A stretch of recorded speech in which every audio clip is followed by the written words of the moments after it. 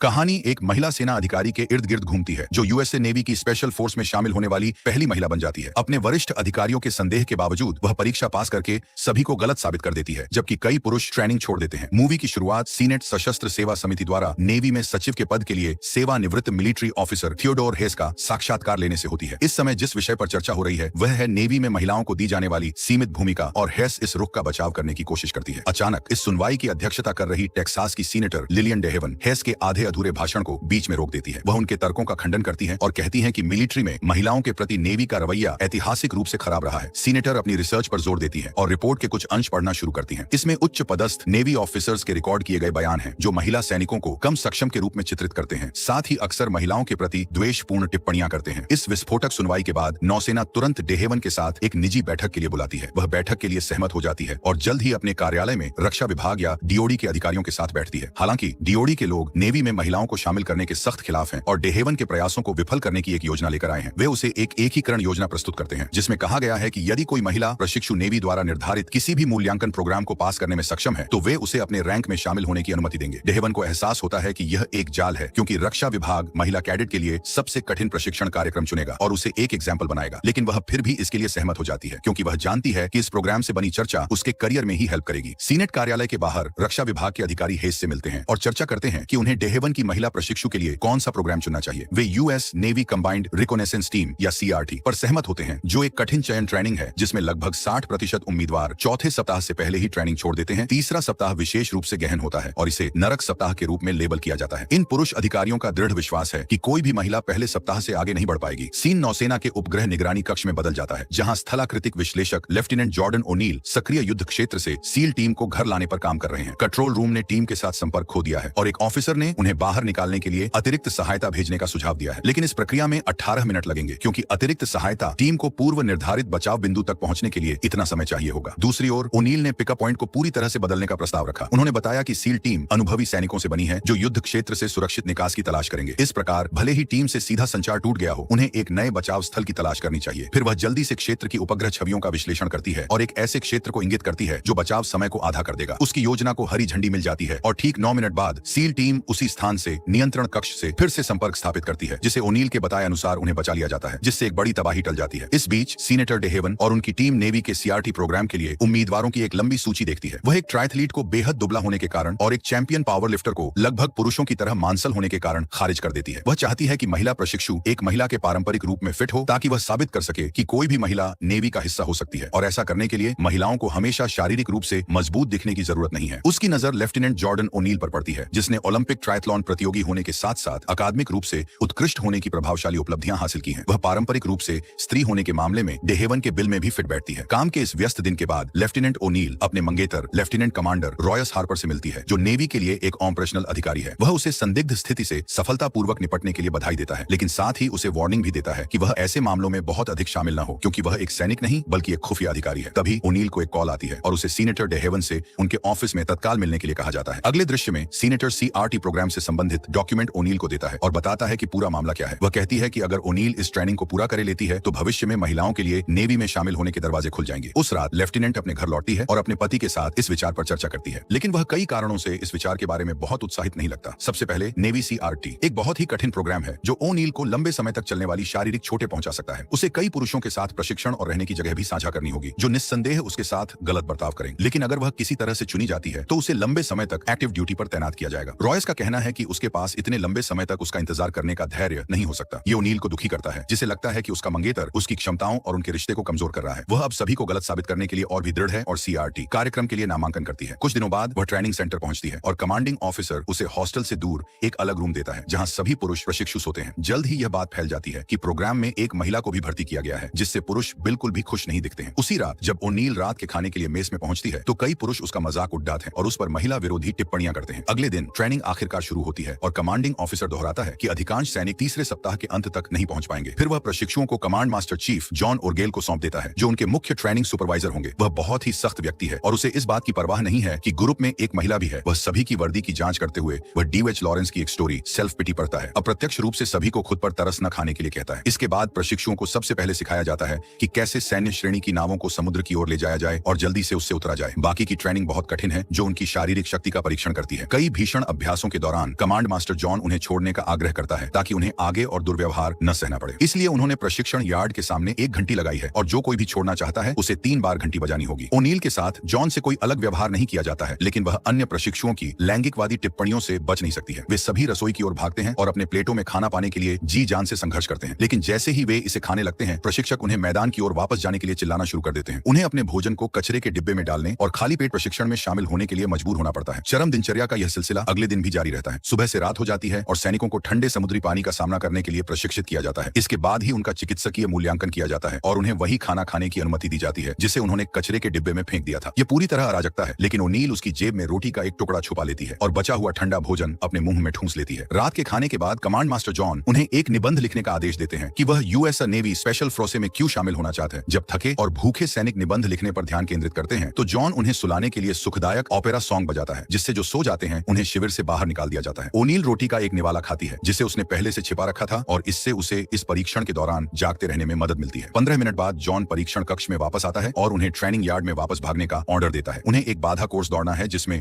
उन्हें live firing से सुरक्षित रहना है। ओनील को सूचित किया जाता है कि उसे कई बाधाओं को कूदने में हेल्प करने के लिए एक मंच दिया जाएगा। वह इसका विरोध करती है क्योंकि वह चाहती है कि उसके साथ भी बाकी सभी की तरह ही व्यवहार किया जाए, लेकिन उसकी शिकायतों को खारिज कर दिया जाता है क्योंकि सेना की नियम पुस्तिका में कहा गया है कि महिला कैडेटों के लिए बाधा की ऊंचाई उनके पुरुष समकक्षों की तुलना में कम होनी चाहिए। कोर्स के दौरान जॉन देखता है कि ओनील प्लेटफॉर्म का उपयोग करने से इनकार कर देती है और इसके बजाय अपने सभी साथियों की तरह प्रत्येक बाधा को पार करती है। दीवार पर चढ़ने वाली बाधा पर वह अपने साथियों को अपनी पीठ पर चढ़ने देकर दीवार पार कराना उनकी हेल्प करती है। एक इकाई के रूप में काम करने की पूरी कोशिश करने के बावजूद उसके साथी उसे दीवार पर नहीं चढ़ाते हैं। यह स्पष्ट है कि वे अभी भी इस बात से नफरत करते हैं कि एक महिला को पारंपरिक रूप से मर्दाना स्थान में भाग लेने की अनुमति है। दूसरी ओर दिन में 20 घंटे का प्रशिक्षण कई सैनिकों की मानसिक और शारीरिक शक्ति को कम करने लगता है। अधिक से अधिक प्रशिक्षु ट्रेनिंग छोड़ने लगते हैं, लेकिन सभी को आश्चर्य होता है कि ओनील अभी भी मजबूत है। हालांकि वह अभी भी इस तथ्य से उबर नहीं पाई है कि उसे बाधा कोर्स को उसके लिए आसान बनाने के लिए एक मंच दिया गया था। इसीलिए वह कमांडिंग ऑफिसर से बात करने की कोशिश करती है ताकि उसे भी उन्हीं की तरह ट्रेन किया जाए, लेकिन उसे ऑफिसर से लैंगिक भेदभाव वाली टिप्पणी सुनने को मिलती है, जिससे यह स्पष्ट हो जाता है कि उसे अपने शिविर में एक महिला को रखने का विचार पसंद नहीं आ रहा है। इस तरह से व्यवहार किए जाने के कारण ओनील एक नाई की दुकान पर जाती है और अपने स्त्री रूप त्याग करे अपने बाल काट लेती है। इसके बाद वह अपने कमरे में जाती है जो पुरुष प्रशिक्षुओं से अलग है और अपना सारा सामान पैक करती है। फिर वह आम हॉल में जाने का फैसला करती है जहां सभी पुरुष प्रशिक्षु सोते हैं। कमरे में अधिकांश पुरुषों को ओनील के वहां होने से समस्या है, खासकर इसलिए क्योंकि वह अपने साथ टैंपोन लाया है। फिर कमांड मास्टर जॉन ओनील की हरकतों को नोटिस करता है और उसके इस दृष्टिकोण को बहुत खुशी से स्वीकार नहीं करता है। सीन वापस हेस पर आ जाता है जिसे अब नेवी का सचिव चुना गया है। वह और रक्षा विभाग के अन्य लोग इस खबर से खुश नहीं है कि ओनील शिविर में 3 सप्ताह तक जीवित है और इस प्रयोग के गुप्त होने के बावजूद अब तक उसकी उपलब्धियां न्यूज में आ गई हैं। लोग उसे जीआई जेन भी कहते हैं क्योंकि वे उसका असली नाम नहीं जानते। ट्रेनिंग सेंटर में चीजें और भी चरम सीमा पर पहुंच गई हैं, लेकिन जीआई जेन अभी भी टिकी हुई है। वास्तव में वह अब सभी यौनवादी पुरुषों को गलत साबित करने के लिए और भी कठिन प्रशिक्षण लेती है। परिणाम यह देखा जा सकता है कि उसके शरीर की बहुत सारी चर्बी कम हो गई है और वह मांसल हो गई है। इस बीच न्यूज रिपोर्टर जीआई जेन के बारे में समाचार पाने के लिए वास्तव में बेताब है, जो नेवी की कठिन ट्रेनिंग को सहन करने वाली एक मजबूत महिला है। एक दिन जब ओनील अकेले नहा रही थी, कमांड मास्टर उसके लिए एक न्यूज लेकर आता है। उसकी टीम के सबसे वरिष्ठ सदस्य को पैर में फ्रैक्चर के कारण हॉस्पिटल में भर्ती कराया गया था। इससे वह अपने ग्रुप में सबसे अनुभवी सेना अधिकारी बन गई और अपनी टीम की लीडर बन गई। दूसरी ओर डीओडी अधिकारी और सचिव हेस इस बात से निराश हैं कि ओनील ने किस तरह से एक सप्ताह तक नरक का सामना किया और यहां तक कि पुरुषों के साथ आमने सामने की लड़ाई भी लड़ी। लेकिन वे अभी भी आशान्वित हैं कि वह एसआईआरआई ट्रेनिंग के बाद वह जॉब छोड़ देगी, जिसका अर्थ है उत्तरजीविता, बचाव, प्रतिरोध और पलायन। एसआईआरआई ट्रेनिंग स्टेप आता है और प्रशिक्षुओं को एक अज्ञात स्थान पर हवाई जहाज से उतार दिया जाता है। उन्हें एक लक्ष्य तक पहुंचना होगा, उसके बारे में पर्याप्त जानकारी प्राप्त करनी होगी और पकड़े जाने से पहले पीछे हटना होगा। सैनिकों की शारीरिक फिटनेस की जांच करने के लिए सिर्फ एक अभ्यास के बजाय एसआईआरआई को वास्तविक दुनिया के परिदृश्यों को प्रशिक्षित करने के लिए डिजाइन किया गया है। यदि प्रशिक्षु उस स्थान से जल्दी निकासी का अनुरोध करते हैं जहां वे हैं, या यदि वे पकड़े जाते हैं तो उनके साथ वास्तविक युद्ध कदियों जैसा व्यवहार किया जाएगा। दुर्भाग्य से प्रशिक्षण के दौरान ओनील की टीम के 2 सदस्य पकड़े जाते हैं जब उन्होंने उसके आदेशों का पालन करने से इनकार करते हैं। सुरक्षित स्थान पर वापस भागते समय एक अन्य सदस्य का पैर टूट जाता है। उसकी मदद करने की कोशिश करते हुए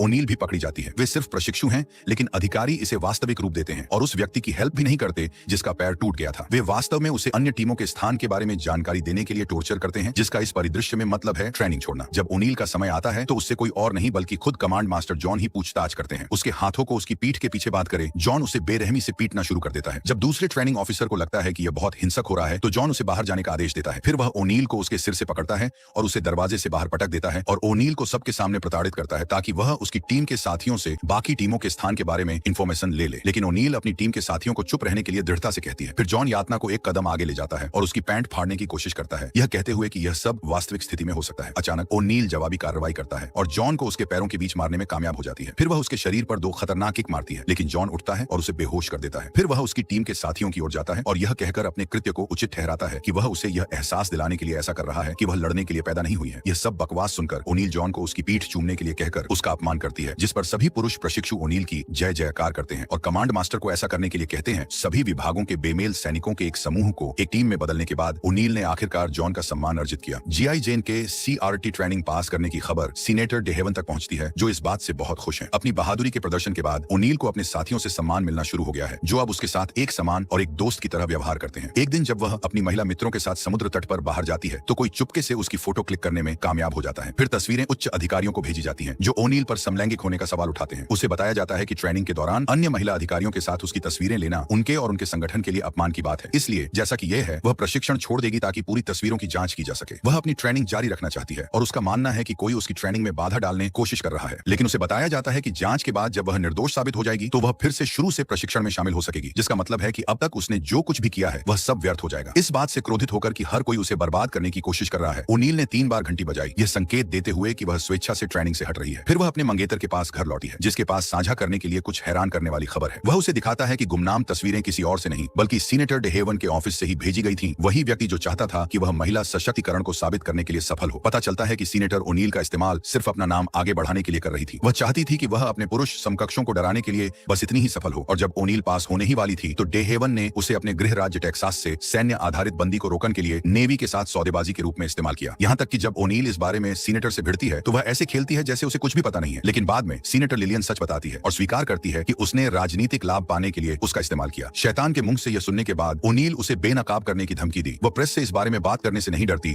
कि कैसे सीनेटर अपने करियर को आगे बढ़ाने के लिए एक महिला का इस्तेमाल कर रही थी। इसके बाद सीनेटर ओनील को वापस ट्रेनिंग करने के लिए भेज देती है, जहां उसके साथियों द्वारा उसका गर्मजोशी से स्वागत किया जाता है। अब प्रशिक्षण का अंतिम चरण शुरू होता है। अंतिम प्रशिक्षण शुरू होने से पहले यह एक आपातकालीन स्थिति से बाधित होता है, जिसके लिए CRT प्रशिक्षु के तत्काल समर्थन की आवश्यकता होती है। हथियार ग्रेड प्लूटोनियम द्वारा संचालित एक अवलोकन उपग्रह लीबिया के रेगिस्तान में गिर गया है। प्लूटोनियम को पुनः प्राप्त करने के लिए US आर्मी रेंजर्स की एक टीम भेजी गई थी, लेकिन उनकी निकासी योजना विफल हो गई और अब प्रशिक्षुओं को रेंजर्स की निकासी योजना में सहायता करने के लिए भेजा जाता है। मिशन के दौरान ओनील एक लीबियाई सैनिक की नजर में आने वाली होती है, इसलिए उसे बचाने के लिए जॉन लीबियाई सैनिक को गोली मार देता है, जिससे उनका भेद खुल जाता है। अब लीबियाई गश्ती दल को अपने क्षेत्र में अमेरिकी सेना की उपस्थिति के बारे में पता चल जाता है और दोनों पक्षों के बीच टकराव शुरू हो जाता है। जॉन जेम्स को अपनी टीम से बहुत दूर जाना पड़ता है। जब ओनील टीम का नक्शा देखती है तो उसे पता चलता है कि मास्टर चीफ उस रास्ते का इस्तेमाल नहीं करने जा रहे हैं, जिसके बारे में बाकी लोगों का मानना है कि वह दूसरों के साथ फिर से जुड़ने के लिए जाएंगे। इसलिए मास्टर चीफ फिलहाल गलत दिशा में जा रहे हैं और गंभीर संकट में हैं। लेकिन ओनील उन्हें बचाने के लिए यहाँ है। लीडर के चले जाने के बाद ओनील आगे आती है। वह घायल मास्टर चीफ को बचाते हुए नेतृत्व और रणनीति में एक निर्णायक क्षमता प्रदर्शित करती है, जिन्हें वह और उनकी टीम के साथी मैकूल विस्फोटकों वाली गली के किल जोन से बाहर निकालते हैं। जल्द ही उन्हें बैकअप और हेलीकॉप्टर गनशिप मिलते हैं, जो अंतिम हमला करते हैं और बचाव अभियान सफल होता है। मिशन में भाग लेने वाले सभी लोगों को CRT में स्वीकार कर लिया जाता है। अंतिम दृश्य में कमांड मास्टर जॉन जेम्स और गेल ओनील को अपना नेवी क्रॉस और एक कविता की किताब देते हैं, जिसमें D.H. लॉरेंस की एक छोटी कविता सेल्फ पिटी है, जो उनकी उपलब्धि की स्वीकृति और उन्हें बचाने के लिए आभार के रूप में है, और मूवी यही समाप्त हो जाती है।